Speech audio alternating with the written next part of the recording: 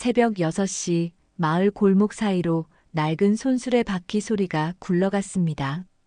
김봉수 할아버지가 오늘도 폐지를 주우러 나선 것이었죠. 구부정한 등, 해진 옷차림에 더러워진 장갑을 낀 손. 사람들은 그를 볼 때마다 고개를 돌렸습니다. 또 저 영감이 돌아다니네. 저렇게 살다가 죽으면 헛산 거지. 아무도 찾지 않을걸. 뒷담화는 늘 비슷했습니다. 김봉수 할아버지는 그런 시선들을 모르는 척했지만 마음속 깊은 곳에서는 외로움이 켜켜이 쌓여갔죠. 마트 앞에서 폐지를 정리할 때면 사람들은 일부러 멀리 돌아서 지나갔어요. 마치 더러운 것이라도 옮을까봐 걱정하는 듯 했습니다. 할아버지는 매일 같은 코스를 돌았어요. 아파트 단지 쓰레기통, 상가 뒷골목, 학교 담벼락 근처까지. 하루 종일 걸어도 고작 몇천 원어치. 폐지밖에 모을 수 없었습니다. 그래도 할아버지는 포기하지 않았어요. 이게 자신의 일이라고 생각했거든요. 저 나이에 뭐하러 저러고 다니나. 자식들이 버린 걸까? 아니면 원래 혼자였나? 사람들의 추측은 계속됐지만 아무도 직접 말을 걸어보려 하지는 않았습니다. 김봉수 할아버지 역시 먼저 다가가지 않았어요. 상처받기 싫었거든요. 그렇게 할아버지와 마을 사람들 사이에는 보이지 않는 벽이 있었습니다. 그런데 이상한 아이가 하나 있었습니다. 10살 박지은이었어요. 아버지를 교통사고로 잃고 엄마와 단둘이 사는 한부모 가정의 아이였습니다. 집안 형편은 넉넉지 않았지만 지은이는 늘 씩씩했어요. 학교에서 돌아오면 엄마 일손을 돕고 빨래를 개고 설거지까지 척척 해냈습니다. 지은아, 사람을 볼 때는 겉모습이 아니라 그 사람 자체를 봐야 해. 엄마의 가르침이었습니다. 엄마도 어려서부터 가난하게 살아왔기 때문에 사람들이 겉모습으로 판단당하는 서러움을 잘 알고 있었거든요. 사람은 누구나 소중한 이야기를 가지고 있단다. 그냥 우리가 모를 뿐이야. 그래서 지은이는 누구에게나 먼저 인사했어요. 동네 어른들은 물론이고 폐지 줍는 김봉수 할아버지에게도 마찬가지였습니다. 안녕하세요, 할아버지. 지은이의 밝은 목소리가 울려 퍼질 때마다 김봉수 할아버지는 깜짝 놀랐습니다. 처음엔 자신에게 말하는 게 아닐 거라고 생각했어요. 하지만 지은이는 정말로 할아버지를 보며 인사하고 있었습니다. 할아버지는 무뚝뚝하게 고개만 끄덕였지만 속으로는 이 작은 아이가 참 신기했어요. 다른 사람들은 모두 피하려 하는데 이 아이만은 달랐거든요. 어느 날 바람이 세게 불어 할아버지의 손수레에서 폐지 몇 장이 날아갔습니다. 지나가던 어른들은 모른 척했지만 지은이는 학교 가방을 던져두고 달려가서 폐지를 주워 모았어요. 할아버지, 이거 떨어뜨리셨어요. 고맙다, 아가야. 김봉수 할아버지의 목소리는 쉬어 있었지만 눈가에는 따뜻함이 스며들어 있었습니다. 그러던 어느 가을날 갑작스러운 소식이 마을을 덮쳤습니다. 김봉수 할아버지가 세상을 떠난 것이었어요. 심장마비였습니다. 평소처럼 폐지를 주우러 나갔다가 골목에서 쓰러진 것이었죠. 어제까지만 해도 멀쩡하셨는데 갑자기 그러셨나 봐. 마을 사람들은 잠깐 안타까워했지만 그뿐이었어요. 애초에 관심도 없었던 사람이었거든요. 장례는 정말 초라했습니다. 가족도 없고 조문객도 거의 없었어요. 마을 이장과 몇 명의 주민들이 형식적으로 참석했을 뿐이었습니다. 관도 가장 싸구려였고 꽃도 몇 송이 없었죠. 지은이만은 달랐습니다. 엄마와 함께 와서 할아버지께 깊이 절을 했어요. 눈물도 흘렸습니다. 다른 어른들은 이해할 수 없다는 표정이었어요. 저 아이는 왜 저래? 그냥 착한가 봐. 어린애가 뭘 알겠어. 지은이는 상관없었습니다. 할아버지가 자신에게는 소중한 분이었거든요. 비록 많은 대화를 나누지는 못했지만 할아버지의 따뜻한 눈빛을 기억하고 있었어요. 장례를 치르고 며칠이 지났습니다. 사람들은 이미 김봉수 할아버지를 잊어가고 있었어요. 그런데 갑자기 마을회관에 공지가 붙었습니다. 김봉수 씨 유언장 발표 마이너스 모든 마을 주민 참석 바람. 사람들은 고개를 갸우뚱했어요. 폐지나 줍던 늙은이가 무슨 유언장이 있다는 말인지 의아했거든요. 마을회관에 사람들이 하나둘 모이기 시작했습니다. 검은 정장을 입은 변호사가 서류 가방을 들고 나타났어요. 중년에 점잖아 보이는 남자였습니다. 안녕하십니까? 김봉수 씨의 유언 집행을 맡은 변호사 정민수입니다. 사람들은 웅성거리기 시작했어요. 정말로 유언장이 있다는 게 신기했거든요. 김봉수 씨의 유언장을 발표하겠습니다. 변호사가 서류를 펼쳤습니다. 나를 가장 비웃었던 사람에게 전 재산을 남긴다. 순간 회관이 조용해졌습니다. 그리고 곧 웅성거림이 시작됐어요. 뭐라고? 전 재산? 그 영감이 무슨 재산이 있다고? 설마 폐지가? 사람들은 처음에는 비웃었습니다. 폐지 줍던 노인이 얼마나 큰 재산을 가졌겠어요. 기껏해야 몇십만 원 정도일 거라고 생각했죠. 하지만 곧 분위기가 달라지기 시작했습니다. 혹시나 하는 마음이 생긴 거예요. 아무리 적은 돈이라도 공짜로 받을 수 있다면 나쁘지 않잖아요. 그런데 누가 가장 많이 비웃었다고 증명하지? 글쎄, 그게 문제네. 사람들은 서로를 의심스러운 눈으로 바라보기 시작했습니다. 평소에 김봉수 할아버지를 어떻게 대했는지 기억을 되짚어 보는 거예요. 아, 내가 제일 심하게 했지. 갑자기 누군가 소리쳤습니다. 마을에서 목소리가 큰 것으로 유명한 김대식 씨였어요. 무슨 소리야? 내가 더 했다고. 이번에는 박영희 아줌마가 맞섰습니다. 곧 여기저기서 목소리가 터져 나왔어요. 지은이는 구석에서 조용히 지켜보고 있었습니다. 어른들의 모습이 너무 이상했어요. 할아버지가 살아계실 때는 그렇게 무시하더니 이제 와서 왜 이러는 걸까요? 변호사가 다시 서류를 꺼냈습니다. 사람들의 시끄러운 소리를 진정시키기 위해서였어요. 잠깐만요, 여러분. 재산 목록부터 발표하겠습니다. 사람들은 숨을 죽이고 들었어요. 과연 얼마나 될까 궁금했거든요. 시내 중심가 빌딩 2채, 총 평가액 20억 원. 뭐? 빌딩? 사람들은 믿을 수 없다는 표정이었어요. 아파트 15세대, 총 평가액 15억 원. 20억에 15억? 벌써 35억이야? 변호사는 계속해서 읽어내려갔습니다. 상가 건물 3채, 총 평가액 10억 원. 그리고 현금 30억 원. 회관이 떠나갈 듯한 소리가 터져 나왔습니다. 총 75억 원이었어요. 75억? 그 폐지 줍던 영감이? 말도 안 돼. 사람들은 완전히 충격을 받았습니다. 김봉수 할아버지가 사실은 어마어마한 부자였던 거예요.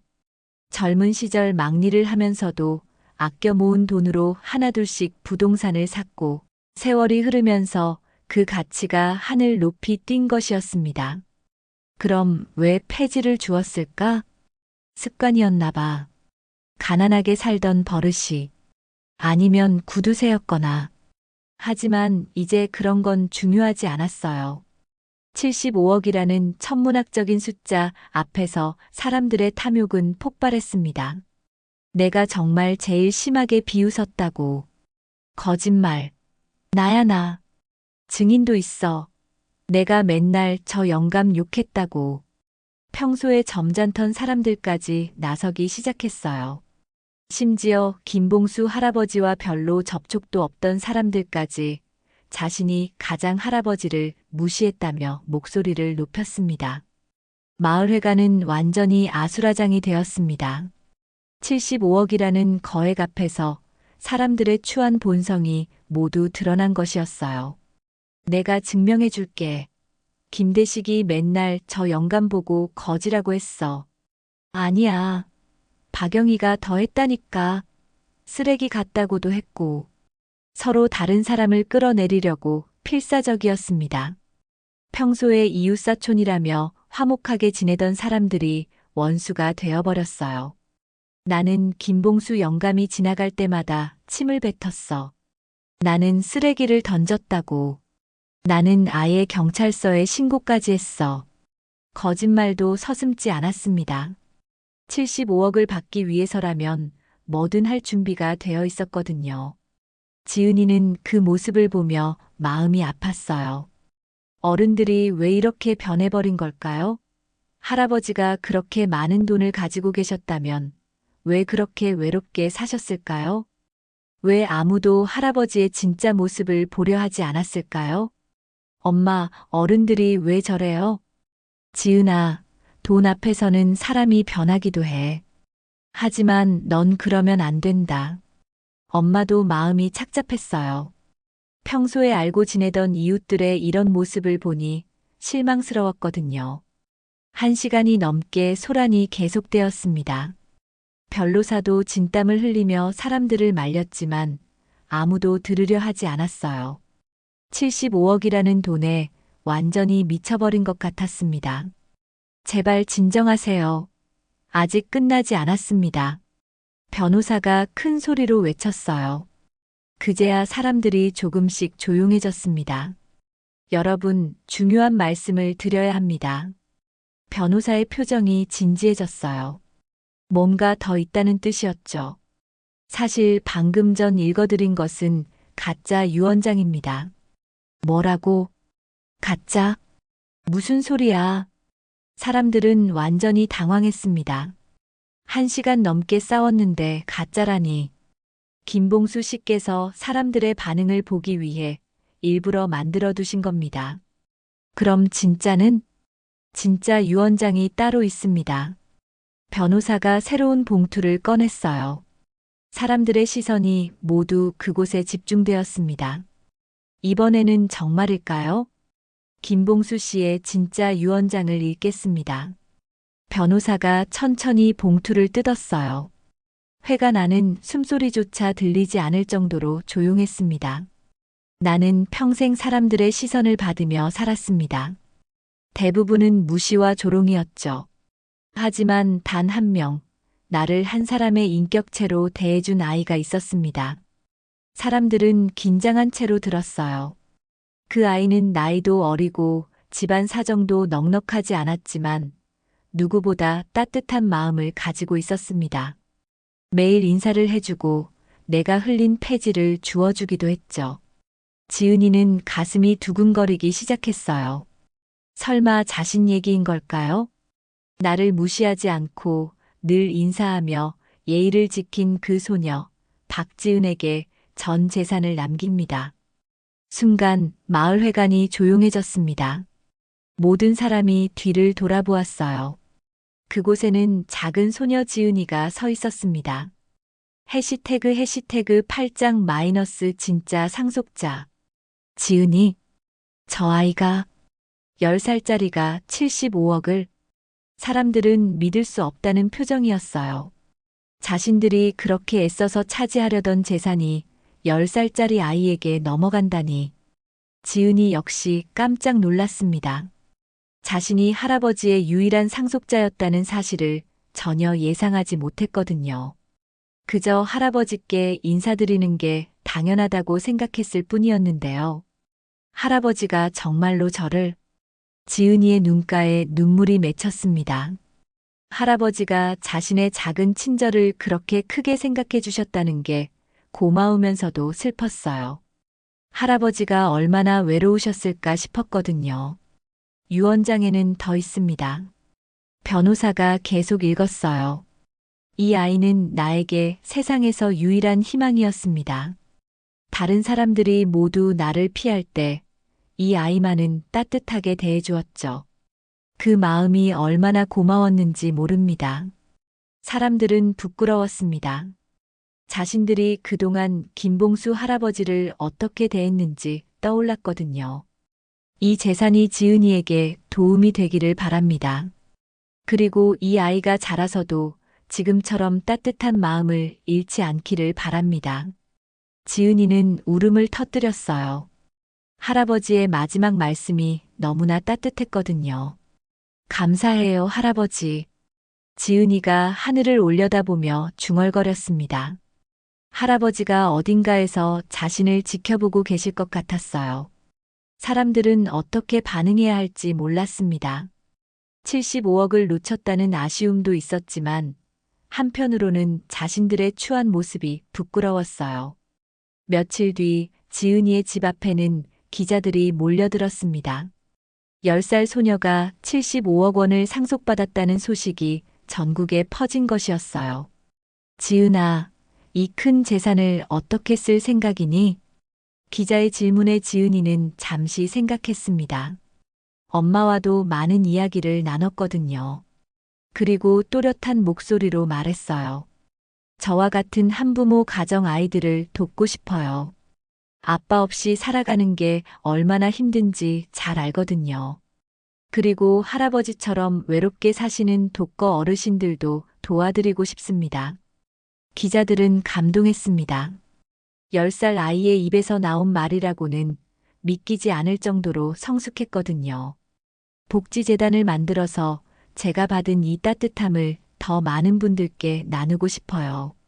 할아버지께서 저에게 주신 사랑을 이번에는 제가 다른 분들께 전해드리고 싶습니다. 지은이 엄마도 딸을 꼭 안아주었어요. 정말 자랑스러워. 엄마가 잘못 가르친 게 하나도 없구나. 마을 사람들은 뉴스를 보며 부끄러워했습니다. 김봉수 할아버지가 살아계실 때는 무시하고 비웃었으면서 재산이 있다고 하니까 갑자기 태도를 바꾼 자신들이 한심하게 느껴졌거든요. 우리가 정말 잘못했어. 그 할아버지도 외로우셨을 텐데. 지은이 저 아이가 얼마나 착한지 이제 알겠네. 몇 년 후 지은이는 정말로 복지재단을 만들었습니다. 따뜻한 인사재단이라는 이름이었어요. 한부모 가정 아이들에게 장학금을 주고 독거노인들을 돌보는 일을 했죠. 또 폐지를 줍는 어르신들에게는 따뜻한 쉼터도 만들어드렸습니다. 사람들은 깨달았습니다. 김봉수 할아버지는 단순히 폐지만 줍던 노인이 아니었어요.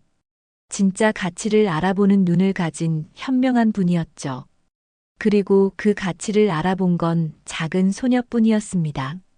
겉모습으로 사람을 판단했던 어른들과 달리 지은이는 할아버지의 진짜 모습을 보았던 거예요. 그 작은 예의와 진심이 결국 세상을 바꾸는 가장 큰 유산이 되었습니다. 김봉수 할아버지의 폐지 줍던 손수레는 이제 마을 공원에 기념품으로 전시되어 있어요. 그 옆에는 작은 팻말이 하나 서 있습니다. 작은 친절이 만든 기적을 기억합시다. 그리고 지은이는 오늘도 재단에서 일하며 할아버지가 물려준 따뜻한 마음을 세상에 전하고 있습니다.